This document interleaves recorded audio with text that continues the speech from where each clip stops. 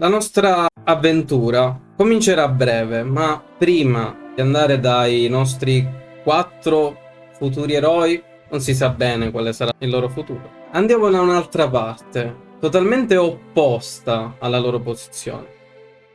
Precisamente siamo a Xelia, la sede di quella che è il Concilio dei Draghi, dove le creature più sagge di questo mondo si incontrano. Immaginate che la telecamera sia sopra il volo di un corvo. Sta volando attraverso il mare con alcune placche di ghiaccio che stanno fluttuando leggere e il corvo arriva a quello che è il delimitare del vulcano. Si poggia e guarda verso quello che è un enorme spiazzale in pietra con delle statue d'oro. Una di queste figure è lì maestosa con la sua armatura, i quali i raggi del sole fanno illuminare in quasi tutto quello che è il luogo. Sembra più che un'armatura la sua pelle, completamente in acciaio. Per un attimo sospira e guarda fisso quelli che sembrano i suoi avversari. Un giorno le fiamme saranno talmente alte che le stelle sopra di voi non emetteranno più luce. Non esisteranno più lacrime, non ci saranno grida, non ci sarà rabbia per riempire il vuoto che lascerò dietro di me. Io sputo sul vostro perdono. Oggi voi avete fatto la vostra scelta. Io ho fatto la mia. Si gira e il corvo si allontana, lasciando la fine di questa scena a quello che sarà un personaggio importante della nostra campagna. Ma non è oggi che dobbiamo parlare di lui. Oggi dobbiamo parlare dei nostri 4 personaggi che si trovano a Memoria, quella che è la capitale politica delle Terre dei Popoli Uniti, conosciuta soprattutto per la tecnologia e la conoscenza che va sempre avanti e che porta quello che è l'uomo a un livello più elevato rispetto a tutte quelle che sono le altre città. La nave è una piccola nave da trasporto con una ciurma più o meno di una decina di persone e a fianco ci sono più o meno altre 5 persone oltre i nostri 4. Tra tutti spicca una figura, un uomo vestito con questi drappeggi sacri che fanno ovviamente ricollegare ognuno di loro a quelli che sono gli evocatori.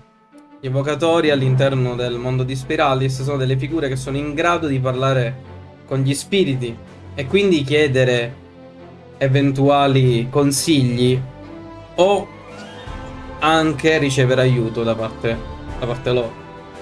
E da sopra la nave c'è il capitano a tutti gli ospiti.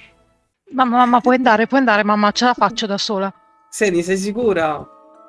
Sì, mamma, vai, stai ancora qua. Ho Piccian con me. Bravo.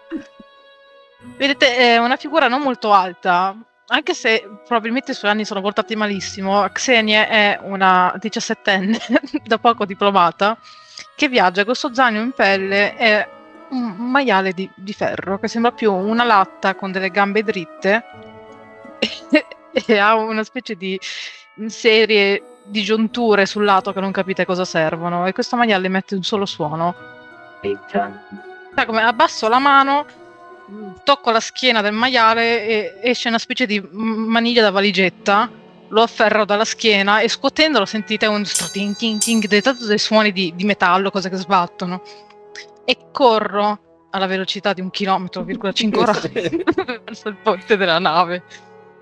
Tutti intanto fanno largo a quello che è l'evocatore e comincia a salire la passerella e dietro di lui c'è un'enorme figura, più o meno sarà alto 2,5 metri.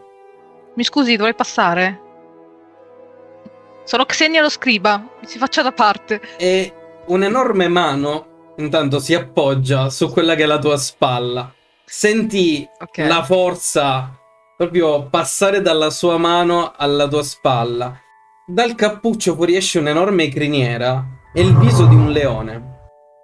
L'evocatore, con un'immensa calma, ferma quello che sembrerebbe la sua guardia del corpo. No. Khan, piano, più garbato. Lascia passare la ragazzina, anzi, se c'è qualcun altro che deve passare, Io... sono qui per il viaggio delle scimmie? tutte e due si guardano, tipo rimangono un po'... Io chiedo scusa, i miei modi sono brutti, lo so, ma devo passare. E non so, voi, lui... prendo Pichan, che fa Pichan, e cerco di farmi spazio, non dicendo più nulla. Richiudo il taccuino con una mano, lo metto nella tasca posteriore dei pantaloni e con entrambe le mani in tasca cammino. Allora, io quando ci hanno chiamati, insomma, per imbarcarci, ovviamente mi sono spostato prendendo nuovamente il mio biglietto. Rimane un po' indietro, non gli interessa l'evocatore, non gli interessa con chi ha a che fare, quindi può aspettare il suo turno, rispetta, diciamo, anche un po' l'autorità dell'evocatore. Ci sarebbe una parte di me che vorrebbe intervenire da un lato, e si può notare da impercettibili movimenti delle mie mani e del mio sopracciglio destro che inizia ad inarcarsi, però sapendo con chi ho a che fare lì, chi è quella figura così importante, e sapendo come sono arrivata fin lì, decido di mordermi la lingua e mostrare il sorriso più raggiante che riesco a mostrare e attendere pazientemente il mio turno. Nel mentre, siccome noto che non ci sono solo umani, oltre alla guardia del corpo lì presenti, il mio sguardo si posa un po' per distrarmi dalla situazione, un po' per effettivo interesse e curiosità verso gli altri non umani presenti. A quanto pare l'evocatore ha fatto passare tutti, bene o male. Ovviamente il capitano è lì che sta convalidando le varie entrate. Ovviamente vi chiede nome e cognome o comunque il nome che avete presentato per il biglietto. Sto cercando di ascoltare tutti i nomi, voglio sapere il suo nome qual è. Quello che è principale comunque sono Khan, che è il leone, il Feralis che fa da guardia del corpo, a quello che si chiama Lyra, che è l'evocatore in questione. La cosa che noti è che fa vedere una chiave che porta al collo, ma non sembra una chiave di quelle classiche. La fa vedere al capitano, fa un cenno ed entra, seguito ovviamente da Khan, che non si sposta più di mezzo metro da Lyra. Ma c'è un'altra figura che risulta meno anonima delle altre, che entra poco dopo che voi tutti siete saliti. Dà un senso di enorme pace. E la cosa che hai notato, Xeni, rispetto a tutti gli altri che hanno detto nome e cognome, quando sale lui, rimane incappucciato, ma con il viso non troppo coperto, appunto riesci a vederlo come nel tarocco. E l'unica cosa che fa col capitano è scambiarsi un cenno e lui sale. Io scatto in piedi, facendomi coraggio, un po' impettita, picchietto sulle spalle del capitano. Sì. Xenia lo scriba, capitano, signor capitano, ma non dovreste prendere i nomi di tutti quelli che salgono? Sì. Chi è il signore là? Non sono domande che ti riguardano, non sono affari che ti riguardano. Ma io sono un fiero membro di memoria, io servo a questa città. Dovrei avere il diritto di conoscere. Lui serve qualcosa di superiore a te. si avvicina al tuo orecchio. L'evocatore in confronto non è nessuno. No, non è programmato per oggi il viaggio delle scimmie. La nave di oggi ci porterà a quello che è la spirale. Penso che per voi vale come viaggio delle scimmie. Grazie capitano per il suo servizio, capitano. Per qualsiasi Grazie. cosa io sono qui a vostra disposizione. Xenia lo scrive, prima cadetta a diplomarsi solo 17 anni. Brava, complimenti. Ti dà una pacca sulla spalla, poi proprio dopo che ti ha dato la pacca ti sposta e va verso quello che è la cabina di comando. È un uomo impegnato, d'altronde. Vai, appunti, tiro fuori la penna. Ok, promemoria, ragazzina esagitata, potenzialmente fastidiosa. A questo punto io, similarmente a Miranda, dato che a quanto ho capito siamo tutti e due studiosi, tiro fuori il blocchetto che ho nella tasca con la penna, tipo Xenia, primo cadetto a essersi usata a 17 anni, poi scrivo viaggio delle scimmie, punto di interrogativo. Lyra e Khan, insieme all'ultimo entrato, rimangono sul ponte dell'aeronave, quasi a volersi godere quello che è il viaggio. Dopo qualche minuto, appunto, che il capitano rientra nella cabina, l'aeronave comincia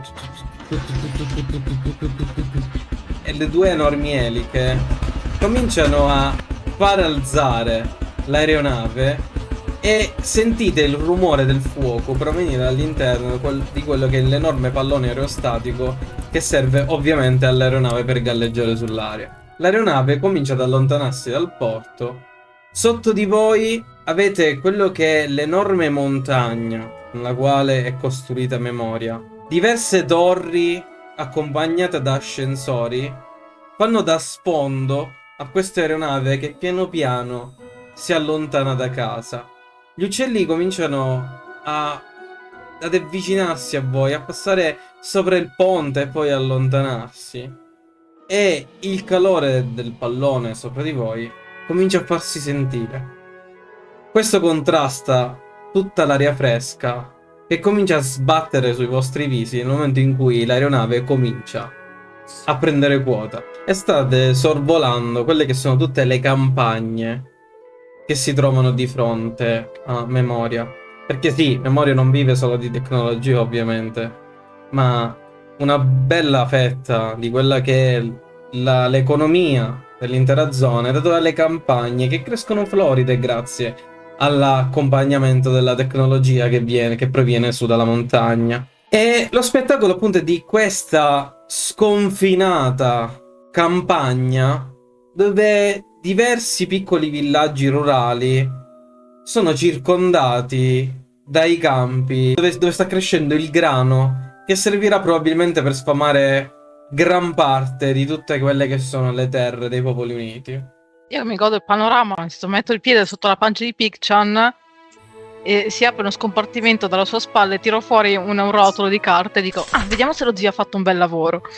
Questo rotolo è quella che sembra una mappa che voi, se chi riesce a sbirciare, riconosce sicuramente la montagna di Memoria perché è la cosa che è più prominente al suo interno, e mi metto controvento mentre così a confrontarla dicendo vedi, questa zia non l'ha messa, altro che migliore cartografo.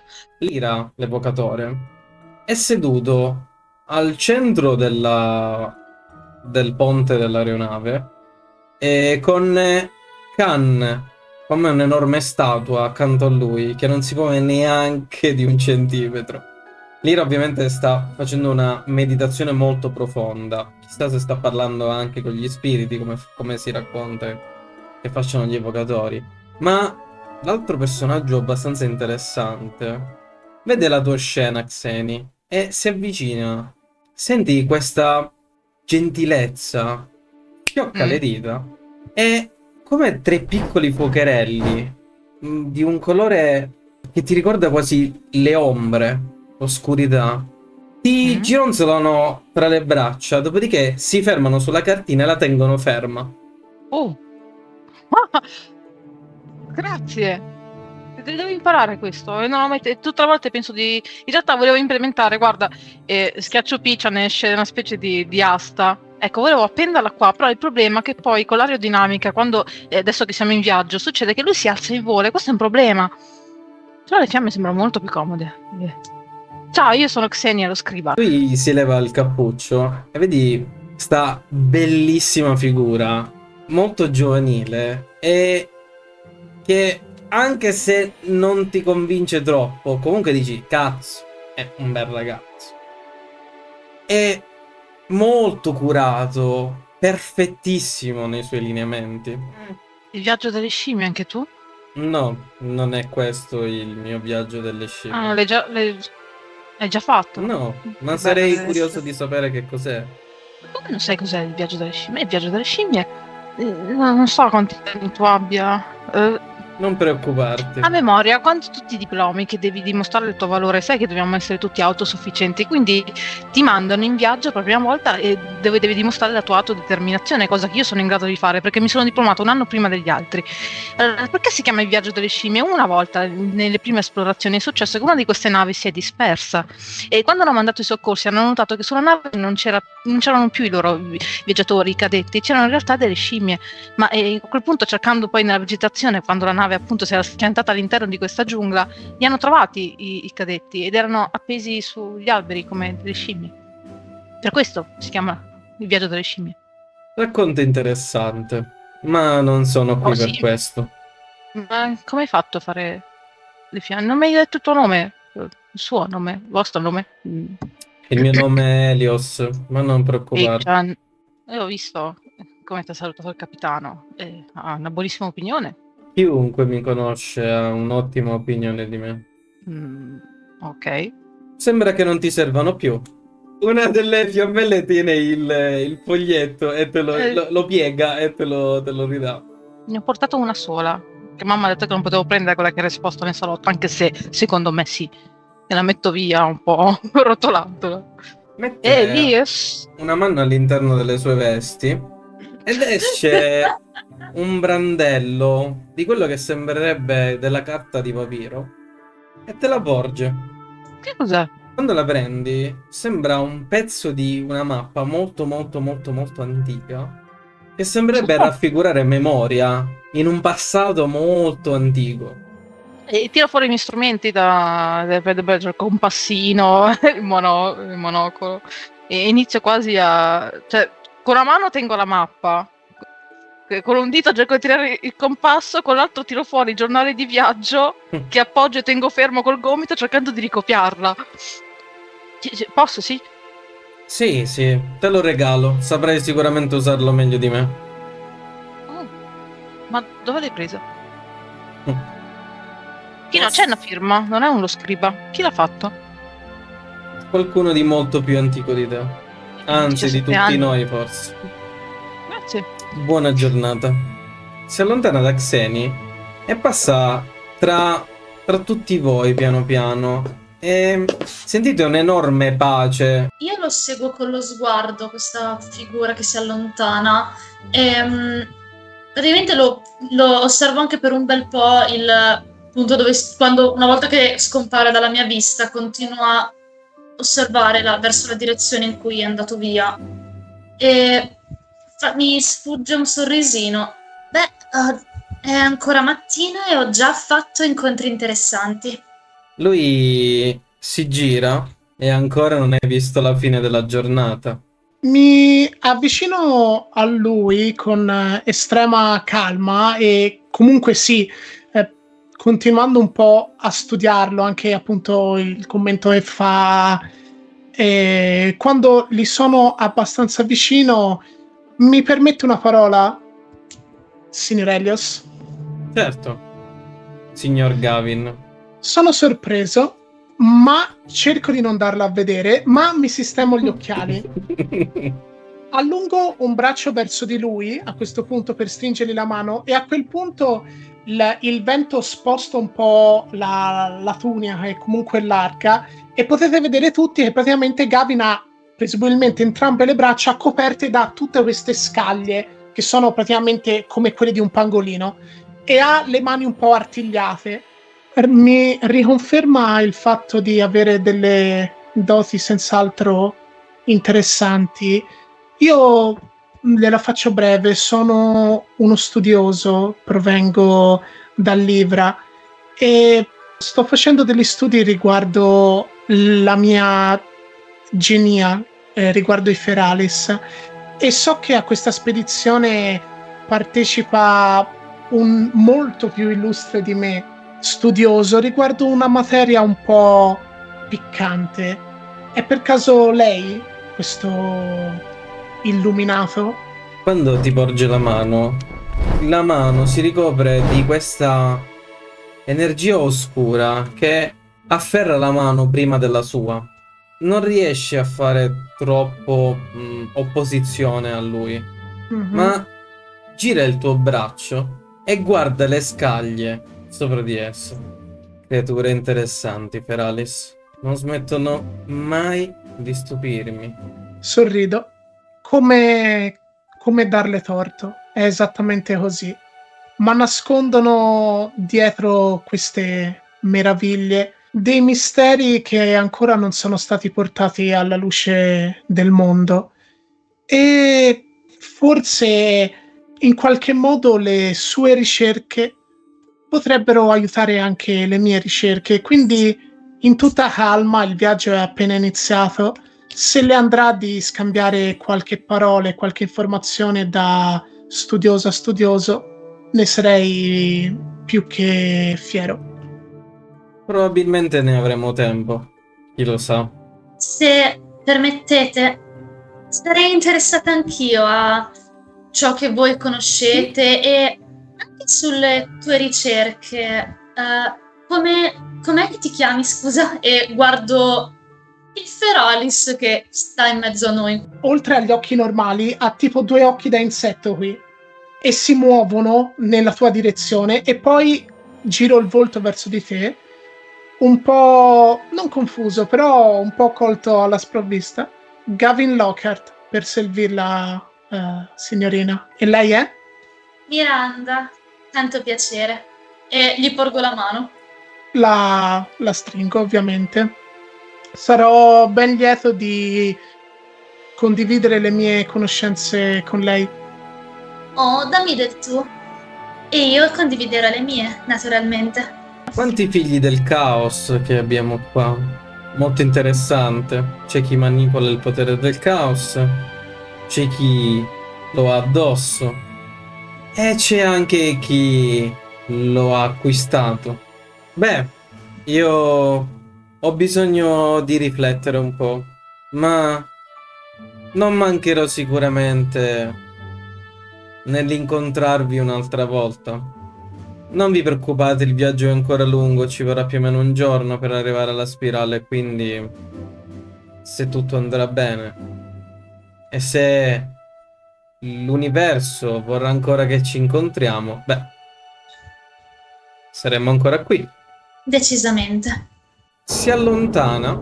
Sono appoggiato a una balustra, se c'è una balaustra, e io sono circondato da matti per quanto mi riguarda. Sì, anche se il perché- mondo esterno è questo, io non sono convinto di riuscire ad abitarlo, mi mangerà vivo, e quindi continuo a stare, cioè, sulle mie. Di tanto in tanto alzo un sopracciglio poco convinto, una volta ogni tanto batto nevroticamente le palpebre, cerco di assimilare tutta quella stranezza. È una grande città, mi ripeto. È una grande città, la gente è diversa, non possono essere tutti come me. Accetto. Traggo un respiro. Accetto. E quando incroci i suoi occhi, gli occhi di Helios, Io lui ringhio. ti fissa. Lui, rispetto agli altri che aveva, diciamo, questi sorrisi sommessi, questi modi di fare molto tranquilli, quando guarda te, lui ti fulmina con lo sguardo. Dopodiché ringhia pure. Ma ovviamente non è un ringhio come quello di un animale, è tipo un sorriso molto allungato. E per qualche secondo, come se fosse una fotografia, diventa tutto scuro intorno a te. Dietro di lui, come un enorme demone che lo sta abbracciando. Dopodiché, Io batto nevroticamente le palpebre e cerco di mantenere la stessa posizione, quindi sempre le mani in tasca e i gomiti poggiati sulla balaustra. lui entra verso quelli che sono gli interni dell'aeronave e scompare dalla vostra visibilità.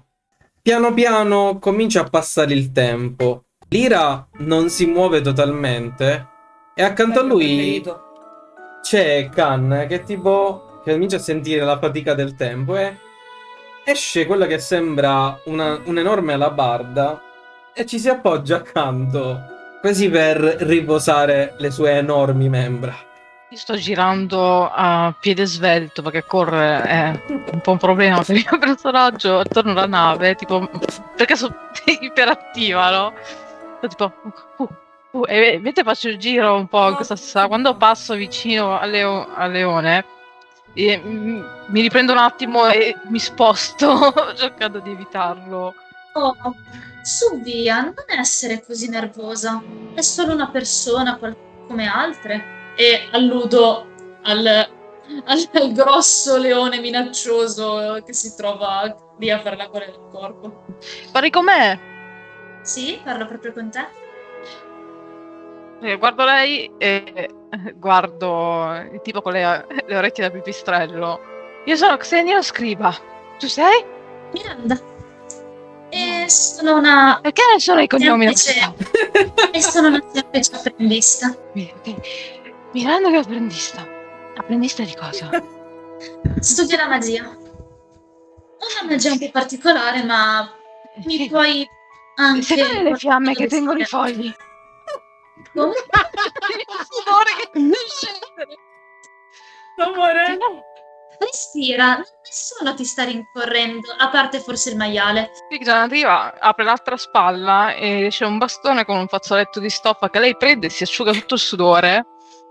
Ok, le fiamme che tengono i fogli. Beh, ciascuno impara ad usare la magia a modo suo. Dipende da cosa sai fare, Miranda, l'apprendista, ok. La mia è una magia un po' diversa. Vabbè, basta che non sia quella del caos, alla fine tutto. Rimango impassibile. Non volevo offenderti. Cioè, non do per scontato che tu faccia magia del caos. Mi sa che è molto rara. E poi ti ho visto che sei salita a memoria. Tu sei di memoria. Sì, sono nata e cresciuta qui. Com'è stato il tuo viaggio delle scimmie? Non ne ho ancora fatto uno, non ho ancora avuto questo piacere. Ma lo fanno quando ti diplomi? Ma forse tu sei troppo vecchia, quando ti sei diplomato tu non l'hanno fatto ancora. Spezzo la matita. Come, scusa? Senti, il maiale fa 2 o 3 giri su se stesso, accorcia le zampe ancora di più che si espandono e diventa un comodo seggiolino sulla quale mi faccio cadere totalmente di peso. Come mai voi siete qui? Qual è lo scopo del vostro viaggio? E guardo gli altri nostri 2 compagni di viaggio lì presenti. Io sono là che faccio settare gli occhi per capire ma c'ha con me questa. E io tipo ti guardo e ti faccio no, così e me ne vado. Mi appoggio al muro. Ricerca. Penso lo sappiate, ma la spirale non è un luogo così facilmente accessibile. Quando se ne presenta l'occasione è meglio approfittarne. Oh, non me ne parlare, non avete idea di che cosa ho dovuto fare per ottenere quei permessi. Idem, ho dovuto chiedere ai miei colleghi e al mio, diciamo, mentore all'accademia e tramite i loro contatti sono riusciti a farmi avere questo biglietto. Ma tu sei quel Feralis dell'accademia, forse ti ho visto qualche volta. Sono un apprendista anch'io. Io dal canto mio ho dovuto fingere di essere devota a ciò che rappresenta la spirale per, sapete, la fede, la spiritualità, quelle cose lì che non mi riguardano. Tu parli Ma io? e vai in accademia. Sì, sono in realtà, insomma, non sono uno studente, sono un ricercatore. Ma non qui, a memoria. Che culo. Dove saresti? Livra. Livra. Ovviamente. Tutto ok. Xenia lo scriba. Sì, lo avevo intuito. Tiro fuori il taccuino e le indico col dito il fatto che c'è scritto Xenia la scriba. Quindi io sono Xenia lo scriba. Lei è Miranda l'apprendista, tu saresti? Gavin Lockhart. Sono un biologo, mettiamola così. Studio i Feralis. Da dove vengo io, la capitale Memoria, non ci sono tanti come voi. Siete un po' chiusi di mente. No, chiusi di mente non direi, siamo molto aperti all'esplorazione, alle scoperte. Mhm. Mhm. Ok, Però non avete Feralis, perché oddio. Già, quale grande spreco negare l'accesso alla città ai Feralis. Intanto le regole non le faccio io. E poi, scusami, ma ogni volta che usciamo per un'esplorazione, metà dei nostri uomini non tornano per colpa vostra. No, non tornano per colpa di quella parte di noi che vive in maniera un po' più primitiva e selvaggia, Io- ma anche Quindi gli quella esseri parte umani- di avvicino voi a ti questa frase. identifichi. Io loro. mi avvicino Anche a gli- questa frase con le mani in tasca alle spalle di Xenia. Neanche noi torniamo sempre vivi o sempre integri dalle mani umane. E comunque non è che gli umani non si fanno la guerra o non si ammazzano a vicenda, eh? Sicuramente, ma guarda che a Memoria tutti siamo membri di una comunità funzionante e ognuno ha il suo ruolo. E pensi che Mhm. dalle altre parti non sia così? Un tuono in lontananza. Però la cosa strana è che le nuvole non sembrano scure. Si sente nell'aria un odore di pioggia, ma molto molto molto molto molto filtrato. Glass, tu guardi subito intorno, anche perché i tuoi occhi non sono normali rispetto a quelli degli altri, sono più efficienti, mettiamolo così. Vedi con il tuo occhio che Khan si è appoggiato un attimo sull'evocatore e gli sta sussurrando qualcosa all'orecchio. L'evocatore però non sembra dare risposta sul momento. Poi in lontananza vedi che alcune nuvole sono più fitte e a una distanza ancora più ampia ti sembra di vedere una piccola sfera di luce. Intravedi qualche fulmine vicino a quella sfera. Mentre accade tutto questo casino, si sente le mani dell'evocatore. Proteco! Un'enorme barriera di energia, come degli enormi scudi che proteggono l'astronave. Pochi secondi dopo questa cosa, come una serie di esplosioni si vanno a impattare a quello che è lo scudo e non l'avete mai sentito un rumore del genere, ma soprattutto non l'avete mai visto. Un enorme drago grigio fuoriesce dalle nuvole accanto a voi e fa una virata sopra di voi e ritorna dall'altro lato dopo aver sparato il laser, rinfilandosi dentro quelle che sono le nuvole. Io una cosa che faccio in automatico è, in questo caso, porgere le spalle alla gente che mi sta dietro, soprattutto a Xeni, che la vedo piccola, la vedo parecchio indifesa, e allargo una delle ali, e in questo frangente voi vedete che l'altra ala è solo a metà. Quindi ne allarga solo una, coprendo interamente Xeni come se fosse uno scudo, e le ombre che ha, pensavate solo tatuate su un braccio, iniziano a muoversi sotto pelle come se fossero delle bisce nere. Cazzo! Perché in tutta l'agitazione, mentre si è aperta mi è volata via la cartina, che tra l'altro è un cimelio. Appare di nuovo il drago di fronte alla prua. Questo drago volteggia andando indietro, tenendo il suo viso verso di voi, e improvvisamente lui apre la bocca e tanti globuli di luce cominciano ad unirsi sulla sua enorme bocca. Vedete che si spalanca alle vostre spalle la porta, esce il capitano tutto sudato che tipo corre passando tra di voi, spostandovi, e rilascia un altro raggio di energia e vedete che il protego comincia a creparsi, quasi come un vetro che comincia a rompersi. Non reggerà a lungo. Non è detto! Consiglio, tipo, retraggo l'ala, tu raccogli quella lattina e provo a non farmi toccare. Posso fare qualcosa? Posso fare qualcosa? No! Vedete intanto che il capitano arriva di fronte alla prua della nave e la prua si apre, come una botola si apre davanti alla parte finale della prua, ed esce fuori prima quello che sembra un'enorme asta, dopodiché questa si posiziona e diventa quello che è un'enorme balista. Mentre accade tutto questo, il drago non sembra non voler schivare quello che gli arriva addosso. Sembra che stia calcolando tutto questo. E in più, da sotto di voi, sentite...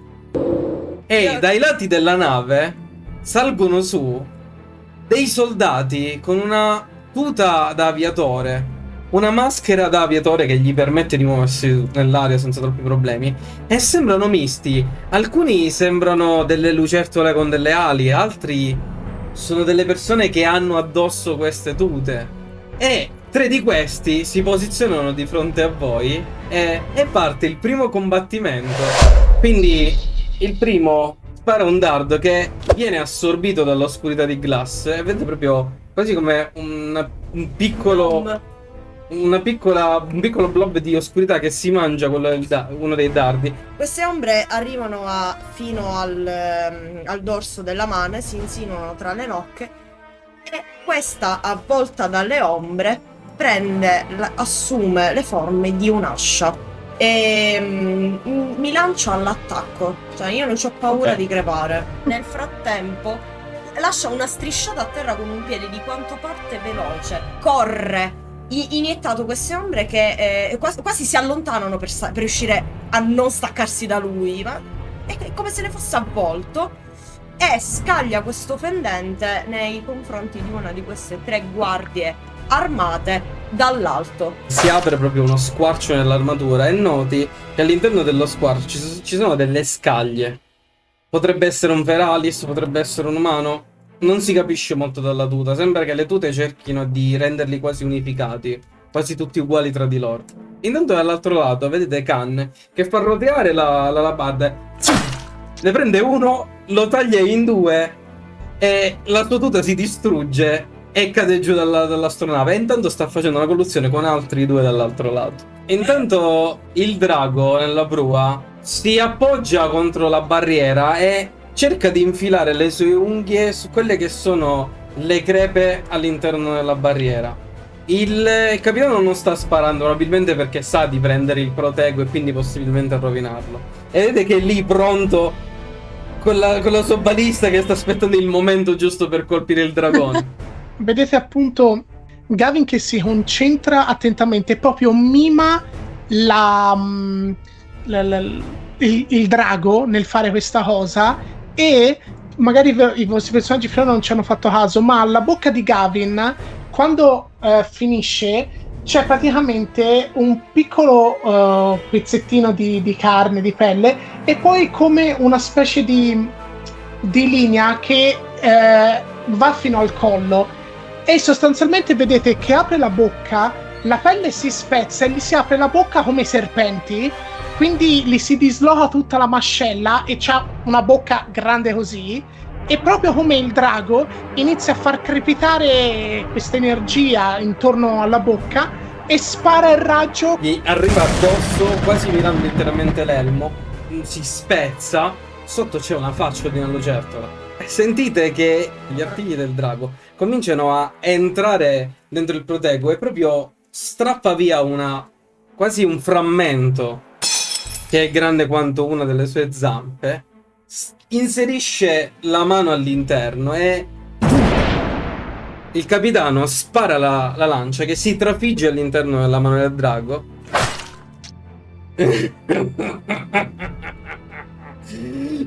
E inserisce le sue fauci all'interno di quello che è la scaglia e piano piano si sta aprendo la barriera, anche se il suo muso non riesce ad aprirsi a causa ancora dello spazio. Ok, non c'è tempo. Pichan esce dalle alette alzandosi in volo, il suo sfintere tipo obiettivo della fotocamera si allarga così ed esce una sfera e la faccio incastrare alla mia mano e ti uso una sfera di luce, quasi faccio fatica a tenerla, però mi si apre in mano, nel momento stesso in cui mi si apre io la lancio e la colpisco col gomito facendola sprigionare 3 direzioni. In realtà ogni sfera di luce che viene sprigionata da questo globo iniziale viene colpita velocemente dai miei pugni, come se stessi orchestrando un movimento a me veramente familiare, e viene indirizzata, spedita contro ognuno di loro. Si vedono colpire da questa luce che li spinge uno contro l'altro. Quello là che vedete che è più malandato, che è quello sotto, con la luce che è stata creata, tu Gavin per qualche secondo perdi la visuale su di lui e ti arriva un pugno con il guanto d'arme sullo stomaco e vedi che una delle ali è meccanica, l'altra non c'è. Cioè l'altra, scusami, è un'ala di come se fosse una specie di pipistrello. E addosso ha queste scaglie di creatura, ma il suo viso è quello di un umano.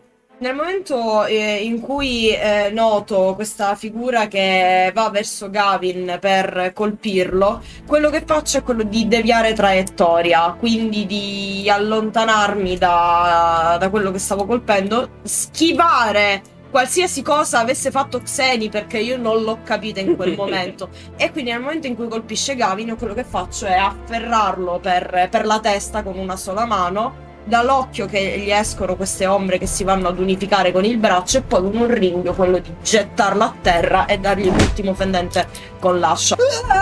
E vi passa davanti a voi uno dei tipi che non ha più lo zainetto e viene lanciato fuori nave, e c'è Khan che sta camminando e sta tipo sta camminando verso l'ultimo che è a terra. No, ti prego. Seni ti arriva a gambe unite come un missile, utilizzando il suo jetpack, che ti colpisce il ventre. Ad occhio quello che sembra messo peggio, cambiando la pagina del tomo, e la folata di vento si applica questa pressione incredibile, a un certo punto si sente croc e la schiena va giù. Manca l'ultimo tipo. Miranda, tu sei un attimo presa dal tipo che si è piegato su se stesso e hai perso la visione periferica su quello che era accanto a te, e lui ne approfitta per prima darti un pugno, tu lo schivi, però ti arriva un montante dal basso che ti prende il mento. Non ti ha insegnato nessuno a non picchiare una signora. Tra le mie mani è come se si creasse una specie di sfera nera attagliata da quello che sembra un fascio di luce, che è come se iniziasse a drenare qualcosa dal corpo del mio avversario, perché gliel'ho puntata contro sostanzialmente, la sto tenendo in questo modo, e questa massa nera sembra crescere di dimensioni. Poco dopo la schiaccio una volta che sono soddisfatta, e come se avessi una scossa come se mi sentissi molto meglio, ecco. Sì, proprio vedete anche le sue ferite che piano piano si rimarginano. Il drago infila la testa ancora più a fondo, vedete che il capitano riesce a mettere un'altra delle lance all'interno della balista, la ricarica, mira il viso e prende la guancia, apre di botto le sue fauci, si spezza quello che rimane di proteggo, piano piano si va a ridurre e la lancia si distrugge in milioni di pezzi. Lui si infila quasi mezzo busto dentro la nave, uno degli artigli si infila nella prua della nave e Khan, dopo che con un calcione butta giù uno degli ultimi che sono rimasti dei tre, si gira di botto verso il drago e si lancia senza paura verso il drago, e con la sua alabarda, proprio vedete la figura di Khan in cielo con la sua alabarda proprio piegato che infilza la labarda sul muso del drago, e questo comincia ad avere una colluttazione con lui all'interno della barriera. Ora basta. Picjan. E afferra una zampa a Picjan sfilandogliela. Da questa zampa esce tipo, si ingrossa una parte, esce una vite che si allarga e diventa un martello di ferro. Faccio una mezza corsetta, non una corsa, una mezza corsetta, facendo roteare il martello, proprio cerco di prendere spazio, e sembra quasi che prenda velocità mentre mi avvicino, al punto che proprio all'ultimo scatto, quando sono a un passo da lui, riesco ad allargare tutto il braccio, ad allungare tutta la falcata e farlo calare dall'alto. I nostri avversari sono stati tutti eliminati. Ritorniamo a quello che è la colluttazione. Voi avete fatto in tempo quasi a fermare quelli che stanno supportando a quanto pare il drago. potete notare che sono un misto tra esseri umani e Feralis. Non vi sembrano dei veri e propri Feralis a guardarli. Ci sono un misto tra lucertole, uomini, alcuni hanno un'ala, altri è un'ala meccanica del jetpack, altri hanno solo le ali del jetpack, altri non hanno il jetpack, hanno solo le ali. Ma tutti insieme con questa armatura sembrano un unico esercito. E quando finite il combattimento, vedete Khan che sta facendo appunto questa colluttazione sul muso del drago. Il drago prende Khan, lo butta a terra e qualche secondo prima che un'altra lancia gli possa arrivare addosso da parte del capitano, emette un ruggito seguito da un'enorme scarica di fulmini che prende tutto quello che è la stiva Salutiamo la nave. della nave e si apre un enorme squarcio e sentite l'esplosione dei motori che seguono la carica elettrica. Dopodiché, sì, un'altra delle lance parte, prende in pieno uno degli occhi del drago. Sentite il dolore, il gemito del drago che piano piano sembra come se si stia rimpicciolendo, ma questo scompare tra le nuvole sotto di voi. La nave comincia a perdere quota e a piegarsi sul fianco che ormai non ha più il carico.